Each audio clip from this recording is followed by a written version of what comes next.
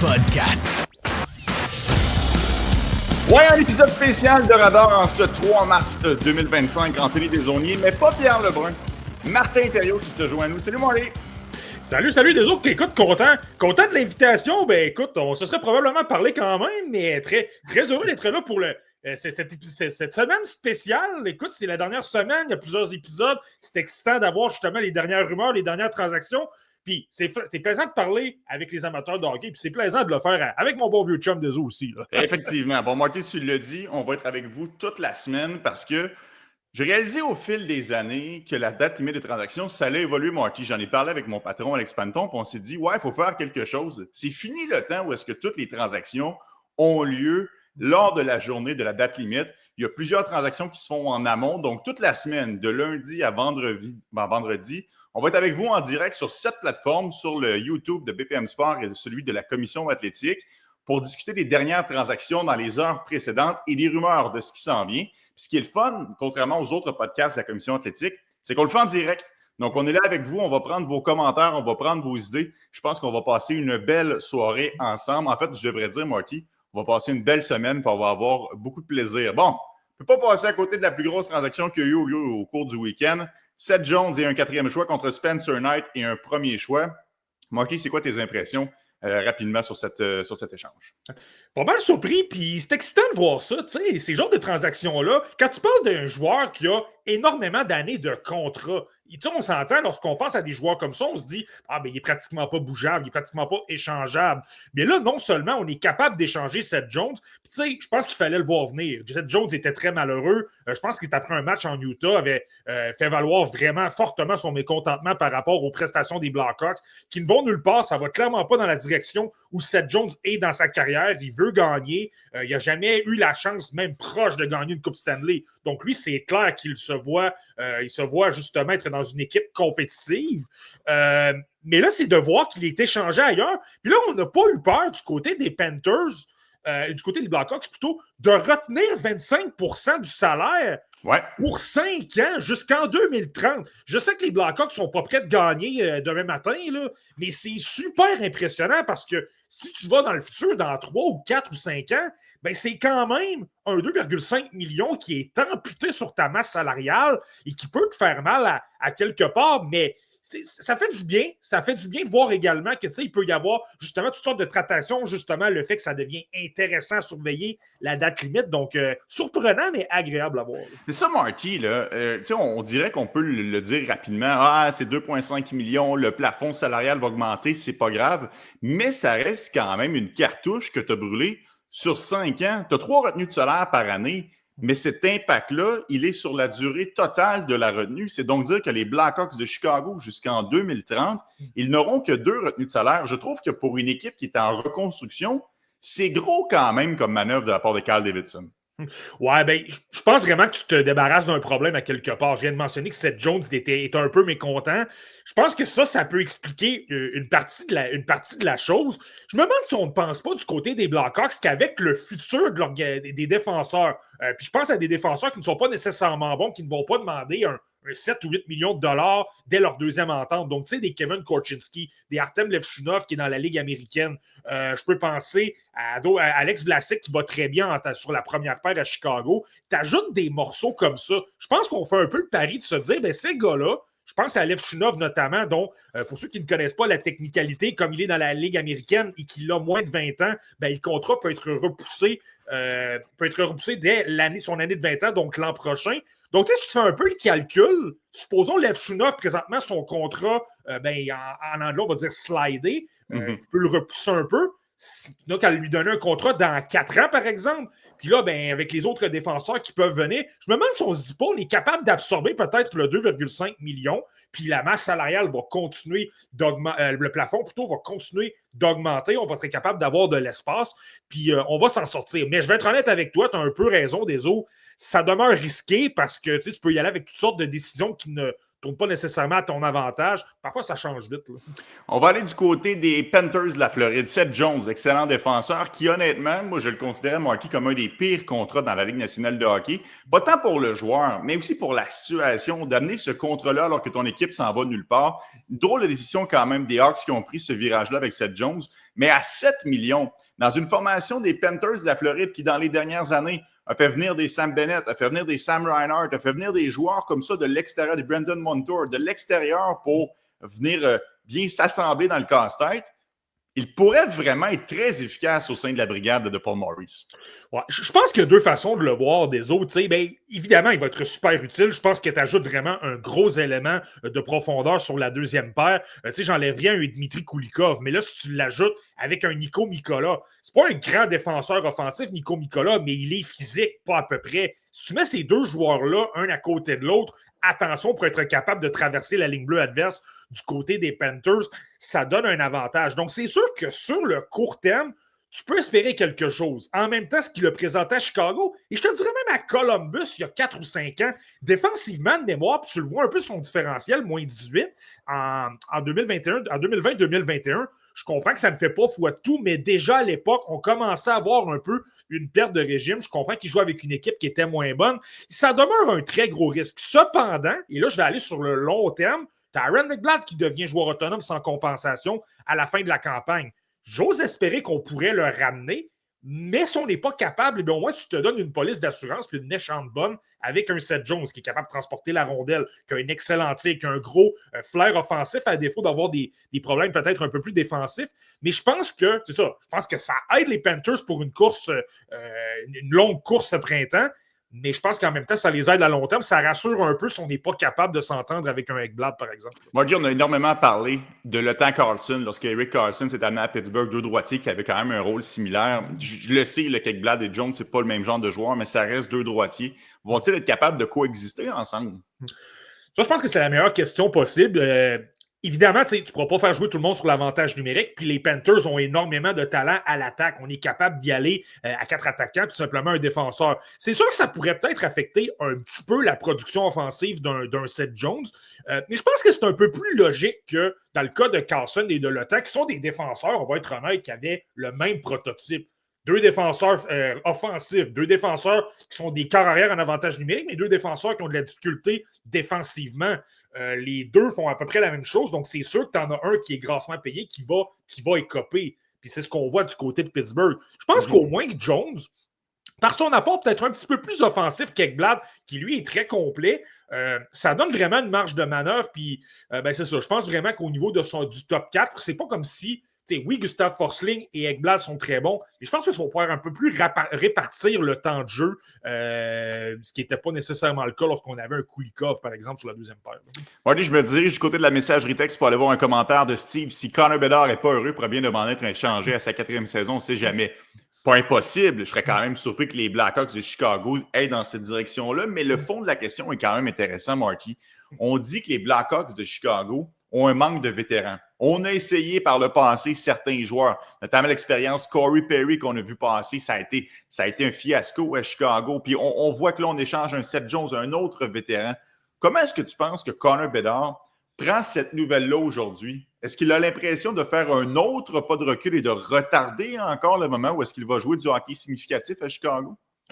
Je pense, j'ose espérer qu'on lui a expliqué le plan comme il se doit, de se dire, écoute, on veut construire avec toi, on veut se rendre dans 4 ou 5 ans et avoir une équipe extrêmement compétitive, et ça, ça passe par, il ne faut pas l'oublier, on obtient quand même Spencer Knight. Moi, Spencer Knight, je te dirais, dans les 7 ou 8 dernières saisons, dans les espoirs au niveau des gardiens de but, c'était mon préféré. C'est un gars qui donne extrêmement peu de mauvais buts. Puis moi, je trouve que c'est important chez un gardien de but. Ta défense peut être plus rassurée. Tu n'es pas constamment sur le qui-vive parce que ton gardien de but, il est un peu inconstant. Soudainement, il donne un mauvais but sur un tir de loin. Donc, tu sais, au moins, tu obtiens une bonne pièce devant le filet.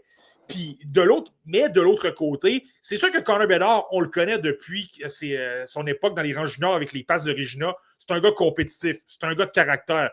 Moi, je pense que c'est sûr qu'il a peut-être un peu pris de travers. Un joueur de hockey veut avoir les meilleures chances de gagner possible, peu importe le plan qui est autour de lui. Je pense que le compétiteur en lui de peut-être un peu déranger. Puis je pense que si t'es Carl Davidson, ben t'aimes ça. Tu veux un leader comme ça qui est capable de justement détester la défaite, qui déteste de reculer un peu, qui va choquer, ben il va dire, ben écoute, je vais en donner un peu plus pour aider notre équipe à gagner, mais en même temps, il faut être réaliste. Là, tu regardes un peu leur formation, tu regardes le premier trio, tu as Landon Slaggert et Frank Nazar là, sur le premier trio. Tu regardes les autres équipes de la section centrale, tu es obligé de dire que tu n'es pas de calibre présentement. T'sais. Non, c'est sûr que tu n'es pas de calibre présentement, mais ça, c'est la réalité d'une reconstruction. En même temps, Marty, tu as mis déjà la main sur Connor Bedard, qui est ton joyau à l'attaque. Tu as mis la main sur Artem Levchunov aux dernières rencontres deuxième rang. Ils ont aussi rajouté des gars comme Sacha Boisvert, comme Marek Vanacker, comme Oliver Moore par le passé. Puis là, tu vas chercher tu as Frank Nazar, Kevin Korchinski, Lucas Reichel. Et là, tu vas chercher un Spencer Knight. Fait que tranquillement, pas vite, on commence à se bâtir certains morceaux. C'est juste qu'il faut continuer à rester patient à Chicago, mais je suis quand même confiant pour leur avenir. Les Blackhawks, pas les Blackhawks de Chicago, mais les Panthers de la Floride ont annoncé que Matthew Tkachuk était placé sur la liste des blessés à long terme. Tout le monde le voit venir gros comme le bras. On va le placer sur cette liste-là. On va économiser son salaire de 9,5 millions. Est-ce qu'on va être actif, Marty? Est-ce que Bill Zito va bouger pour aller se rajouter un autre élément avant de voir Tkachuk revenir en série? Ben, la logique serait de dire oui. On sait comment les Golden Knights de Vegas ont souvent profité de ça avec entre autres Mark Stone. Là, le problème, par contre, c'est que ça te prend quelque chose à échanger. Et tu regardes qu'est-ce qui se passe du côté des Panthers. Évidemment, on ne va pas échanger des vétérans. On va garder tout le monde. On veut garder le noyau le plus solide possible. Donc, tu sais, même si un Sam Bennett devient joueur autonome sans compensation, on s'entend qu'on va le garder. Là, c'est assez clair. Donc là, il faut que tu regardes un peu plus au niveau de la banque de jeunes et des espoirs. Et malheureusement, on a énormément d'espace. Mais là, le problème, c'est que on n'a plus vraiment de choix de premier tour jusqu'en 2027. Évidemment, on pourrait échanger le choix de premier tour en 2027, se rendre 2 repêchages plus loin. Et au niveau de la banque d'espoir, moi, personnellement, je trouve que c'est mince. Et même Scott Wheeler de The Athletic l'a déjà mentionné dans son classement des meilleures banques d'espoir. Il a placé les Panthers au 32e rang. Je vais vous donner des noms. Je suis pas mal sûr que ça... Probablement que les férus d'espoir savent un peu plus, mais tu sais, des Justin Sordiff, des Grayson Sachin, des Sandis Vilmanis, on parle de gars bons, mais tu n'as pas d'espoir de haut niveau. Donc, je pense que si tu vas aller chercher un joueur de premier plan, tu sais, à la Brock Besser, à la Brock Nelson, je ne suis pas sûr qu'on ait nécessairement les actifs pour être en mesure d'accomplir cette transaction-là. Ce que je pourrais peut-être voir, c'est qu'il soit en mesure d'aller chercher un joueur qui vaut peut-être un petit peu moins, soit un joueur de location qui est peut-être dans la deuxième catégorie. Je pense à notamment un Carl Palmieri à 5 millions de dollars par année. Les Islanders vont un peu nulle part. Il devient joueur autonome sans compensation. Est-ce qu'on pourrait aller vers lui? Peut-être. Est-ce qu'un Brandon Tanev en termes de profondeur, qui a moins de bonnes saisons, est-ce que ça pourrait aider aussi? Peut-être aussi. Et du côté des Penguins de Pittsburgh, tu as Ricard Raquel. Je ne suis pas certain que je toucherais nécessairement à son contrat, mais 5 millions pour 3 ans, étant donné que justement, Raquel, peut-être qu'il est moins alléchant en raison de cette entente contractuelle-là. Bill Zito vient d'obtenir un Seth Jones qui a justement un mauvais contrat. Est-ce que ça pourrait être une option? C'est possible, mais je vois mal les Panthers être en mesure d'attaquer les gros morceaux de cette période des transactions-là parce que tout simplement, on n'a pas grand-chose à échanger. Ouais, le seul problème, c'est que si tu rentres dans le derby Raquel, comme tu l'as dit, tu as 3 autres saisons à 5 millions. Tu as non seulement avec Bladessier, comme on a parlé, mais tu as aussi Bennett. Là. Et Bennett, qu'on parle beaucoup à Montréal, surtout depuis la Coupe des 4 Nations, qui est un favori, je te dirais. On ne pourra pas payer tout le monde, Marty. Donc, ça va être intéressant de voir dans quelle direction Bill Zito va aller d'ici la date limite de transaction. Mais moi, je suis convaincu qu'il sera à nouveau actif. Inscris-toi sur ubet.io avec le code RADAR et profite d'un match de dépôt à 100% sur ton premier dépôt jusqu'à 100 $ canadiens. Inscrivez-vous sur ubet.io. Marty, on va aller du côté du Wild du Minnesota qui a fait l'acquisition de Gustav Nyquist contre un choix de 2e tour en provenance des Prédateurs de Nashville. Est-ce qu'on répond à un besoin réel chez le Wild avec l'acquisition de Nyquist? Ouais, vraiment. Du côté du Wild, je pense que c'est assez connu depuis environ 2 ou 3 ans. Les contrats de Ryan Suter et de Zach Parise font extrêmement mal. Puis là, je vais te ramener 2 saisons plus tôt. Justement, de la façon que ça fonctionne, c'était sur une période de 4 ans. Les 2 premières saisons, c'était moins grave. L'impact sur la masse salariale était environ de 5. À un moment donné, ça a monté de 10 millions. Mais pour les 2 saisons suivantes, donc la dernière et celle actuelle, là, c'était le contrat au total. Donc, tu sais, les 15 millions, tu avais 15 millions de dollars amputés sur la masse salariale pour 2 joueurs qui ne jouent même pas avec ton équipe. Et la raison pour laquelle je mentionne ça, c'est que Gustav Nyquist, il y a 2 ans, jouait avec le Wild, avait été obtenu. À l'époque, c'était une transaction avec les Blue Jackets de Columbus. Et Nyquist avait été excellent. C'est probablement l'une des meilleures acquisitions que le Wild a pu faire dans la période des transactions dans les dernières années. Il avait été à peu près 1 point par match. Il avait été extrêmement utile. Je sais que Bill Guérin était intéressé de le garder, mais étant donné qu'il n'y avait pas de place sous la masse salariale parce que les contrats de Suter et Parisé augmentaient, bien, ça a fait en sorte que Nyquist a dû se rabattre sur les Prédateurs de Nashville. Là, on se retrouve 2 ans plus tard. Le Wild, en raison de cette situation-là, a un gros manque d'attaque, un gros manque de profondeur. Et là, en ce moment, sans Kirill Kaprizov, on a de la difficulté à marquer des buts. C'est clair, on l'a vu hier, une victoire de 1-0 contre les Browns, mais justement, un seul but. Le trio de Matt Boldy, présentement, ne va pas très bien. On tente toutes sortes de combinaisons du côté de John Hines. Donc là, d'amener quelqu'un qui connaît la majorité des joueurs, que Bill Guérin a déjà aimé au point où il voulait le garder il y a 2 ans, et peut-être d'espérer que Nyquist puisse relancer sa saison. C'est pas très facile cette année, mais c'est quand même quelqu'un qui a 75 points la saison précédente. Est-ce que c'est dû au fait que ça va moins bien à Nashville? Moi, j'ai l'impression que Bill Guérin veut miser là-dessus. Et en ce moment, c'est une équipe qui est en perte de vitesse. Je pense que d'ajouter un Nyquist, pour toutes sortes de raisons, ce qui peut prendre la place d'un Ryan Hartman, ce qui peut prendre la place d'un Marcus Johansson, qui lui aussi a une saison difficile. Je pense que honnêtement, c'était... tu n'avais pas le choix du côté du Wild. Oui, c'était un court passage avec le Wild, si on est honnête. Là. Il avait joué seulement que 3 matchs de saison régulière, mais il avait été excellent en série avec 5 points en 6 rencontres. Donc, on verra bien s'il sera capable d'être encore une fois efficace. Marty, Michael Russo de The Athletic a mentionné sur Twitter la semaine dernière, c'est une évidence que le Wild devrait s'intéresser à Jake Evans et Joel Armia parce qu'ils ont beaucoup de difficultés à défendre en désavantage numérique. Si je regarde les statistiques, ils ont 70,5% de réussite. Ils arrivent au 30e rang dans la Ligue. C'est franchement mauvais. Je ne ferai pas de cachette à ce niveau-là. Est-ce que c'est encore une possibilité que Evans et Armia déménagent du côté du Wild ou l'acquisition de Nyquist vient un petit peu refroidir les ardeurs là, à ce niveau-là? Je pense que l'acquisition de Nyquist rend ça un peu plus difficile, surtout du côté d'Evans. Puis du côté d'Evans et du côté masse salariale du côté du Wild. Là, je le répète, mais c'est une équipe qui est à la gorge, là, pas à peu près, au point où en fin de semaine, on a dû envoyer Marat Ouznudinov, un jeune espoir qui joue à peu près sur le 4e trio, qui n'a pas un très gros contrat, là, qui gagne essentiellement 925-950 000 $. On a dû l'envoyer dans la Ligue américaine parce qu'on voulait être en mesure d'accumuler de l'espace sous le plafond salarial pour la date limite des transactions. Tu sais, c'est grave. Là. Ça veut dire, et Bill Guérin l'a un peu mentionné aux médias, il a dit, si on fait une autre transaction, je ne peux rien écarter, mais il va falloir sortir du salaire et en ajouter. Donc ça, ce que ça veut dire, c'est que je pense que Armia, ce serait un peu plus difficile. Je pense qu'à l'aile, avec l'acquisition de Nyquist, on est un peu plus correct. Mais là, au centre, avec Joel Eriksson qui s'est blessé dans un entraînement, il est blessé jusqu'à pratiquement la fin de la saison, mais là, du côté du Wild, Kaprizov est présentement sur la liste des blessés à long terme, mais on est confiant de le revoir à la fin de la saison. Donc, c'est pas comme avec Matthew Tkachuk, où on peut se permettre d'ajouter, par exemple, un salaire à 5 millions d'un coup. Le Wild doit se garder de l'espace pour être en mesure d'ajouter à un moment donné Eric Sonnek ou Kaprizov ou Jonas Brodin qui est blessé également. Donc, je te dirais, on a énormément besoin de Jake Evans. Tu l'as bien mentionné, le désavantage numérique, ça fait 2 ans que c'est épouvantable au Minnesota. Et je te dirais aussi au niveau du cercle des mises au jeu. Le Wild est 30e. On n'a pas de très, très bons joueurs à ce niveau-là. Il y a Frédéric Godot qui se débrouille bien. Mais sinon, là, tous les autres centres en arrachent. Donc, je te dirais, oui, ce serait un très gros morceau, un très gros besoin. Puis, je trouve ça curieux que Michael Russo apporte ça. Là. C'est le journaliste attitré à la couverture du Wild du Minnesota. Parfois, il lance un peu ça dans les airs et on dirait que ça se produit. Là. Je ne suis pas sûr que ça va se produire, mais je surveillerai quand même le dossier. Là. C'est intriguant. Oui, parce que, mettons qu'on rentre dans les coulisses là, des insiders, parfois, il y a certains beat reporters qui sont bien plugués et qui avancent des idées parce que le directeur général leur a soufflé à l'oreille. Alors, je ne suis pas en train de dire que ça va 100% arriver. Je ne suis pas en train de dire que c'est le cas cette fois-ci. C'est peut-être juste vraiment une opinion de la part du journaliste.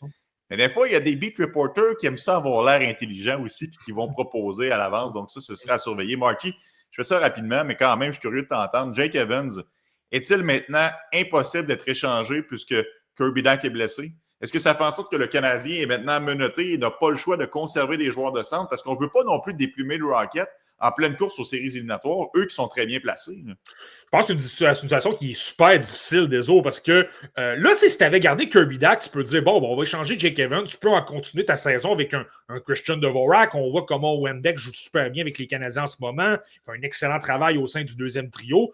Tu peux peut-être un peu plus te le permettre. Mais là, le problème, c'est que si c'est justement si tu sors Jake Evans, qui va prendre ce poste-là? Est-ce que tu peux le donner à Lucas Condotta? Je ne suis pas sûr que tu peux vraiment mettre Lucas Condotta dans une chaise comme ça.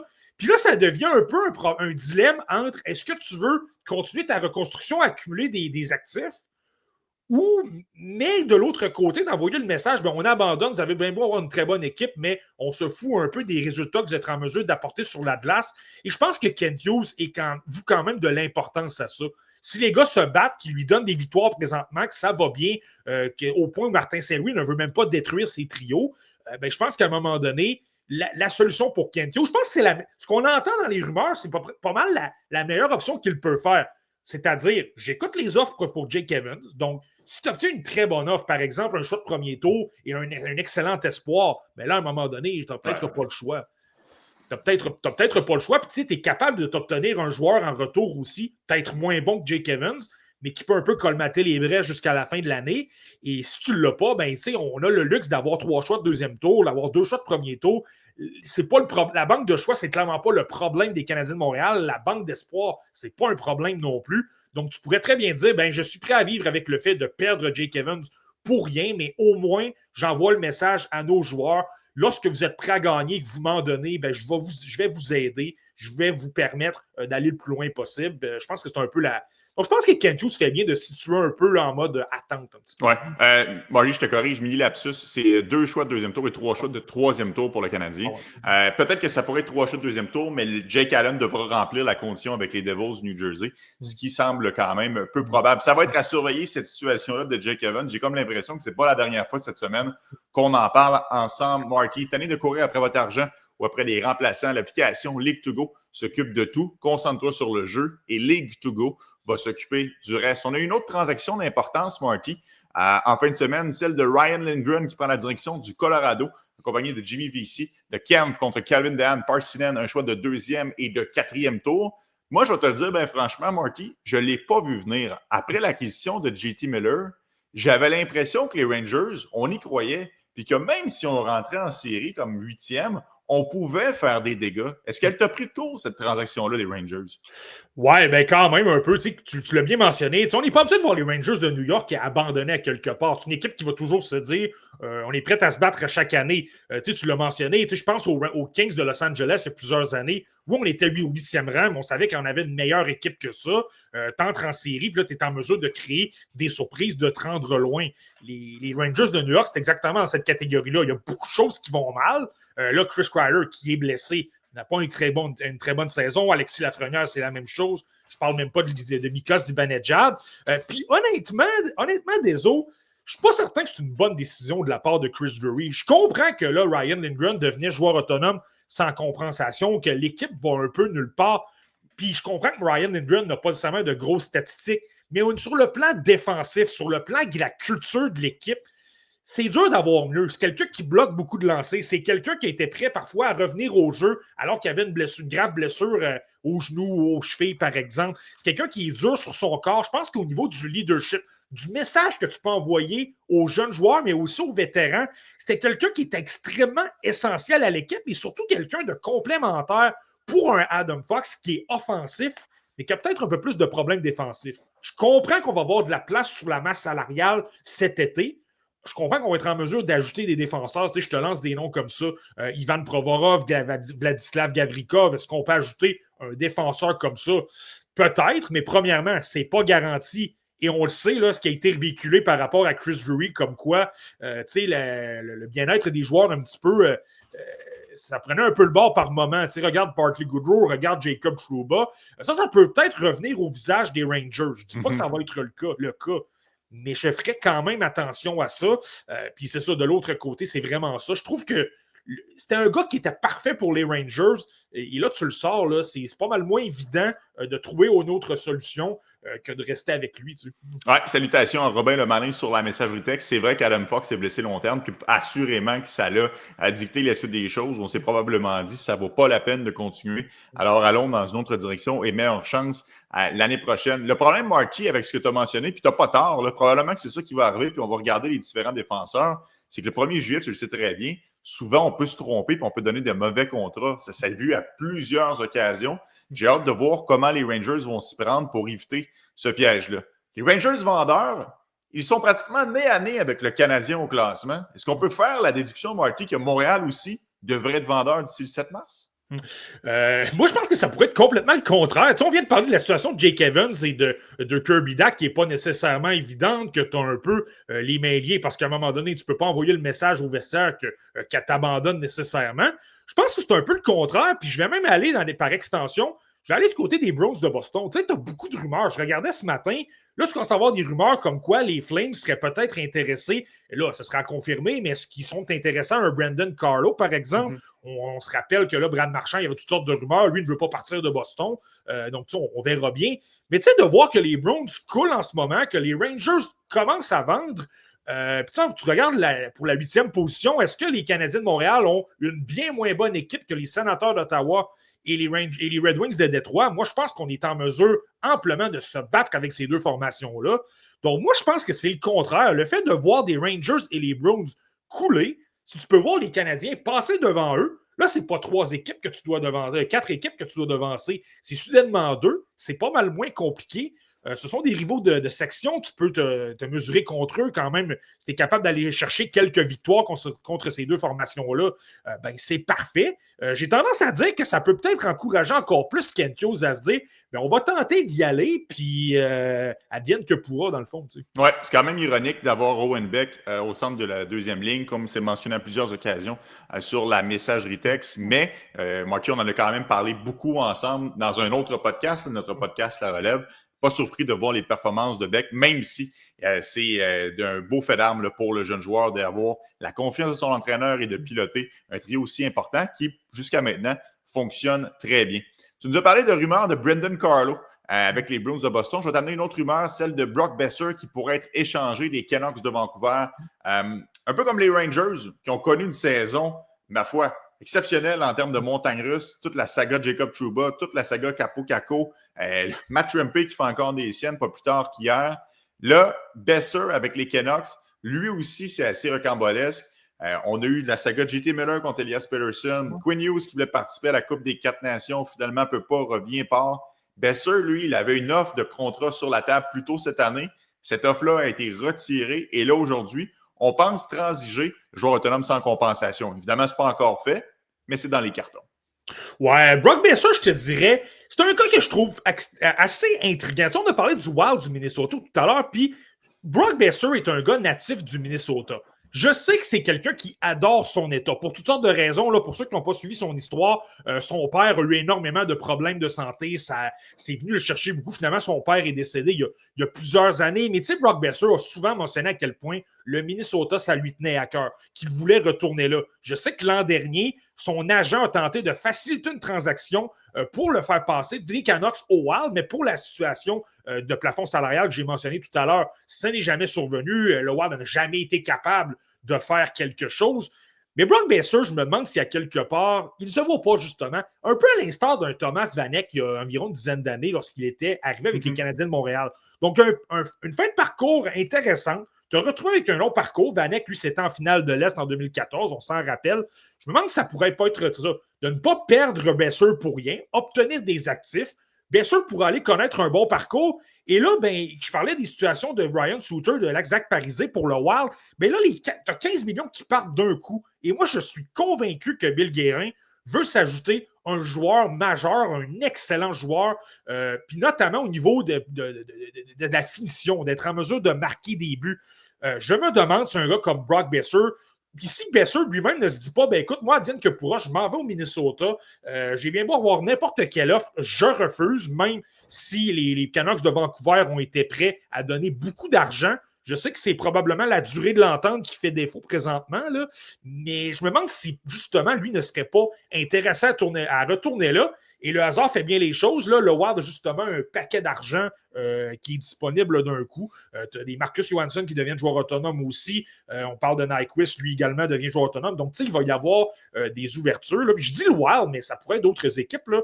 Mais j'ai comme l'impression que Brock Besser, c'est pas sûr qu'il veut vraiment rester avant pouvoir. Ouais. Et de l'autre côté, Marty, tu devras satisfaire un Kirill Kaprizov, qui lui aussi, tu vas vouloir de convaincre pour signer à long terme. On le sait, c'est toujours dans l'air. Bill Guérin travaille très fort là-dessus. Même le propriétaire est sorti à cet effet-là plus tôt cette année pour conserver les services de Kirill Kaprizov. Ça va faire couler beaucoup d'encre dans les prochains mois. Besser, pour les gens qui se posent la question, 28 ans, quand même une production de 36 points cette saison. C'est vraiment une saison un peu décevante là, pour ses standards. Il en avait quand même marqué 40 l'année passée.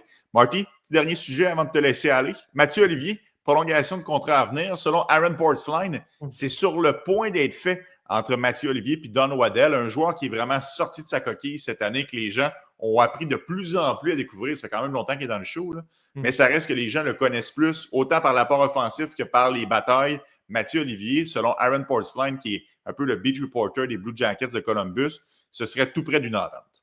Ouais, mais c'est pas vraiment surprenant. Tout ce qu'on a entendu depuis le début de la saison par rapport à Mathieu Olivier, comme quoi, à un moment donné, il était dans les rumeurs de transactions, mais je ne sais pas si tu te souviens, à un moment donné, on a eu l'information comme quoi c'est Rick Nash qui avait dit, dans des réunions avec les Blue Jackets, qui avait dit, lui, vous ne l'échangez pas, vous le gardez, il est pas mal plus important à votre équipe que vous le pensez. Donc ça, c'est premièrement.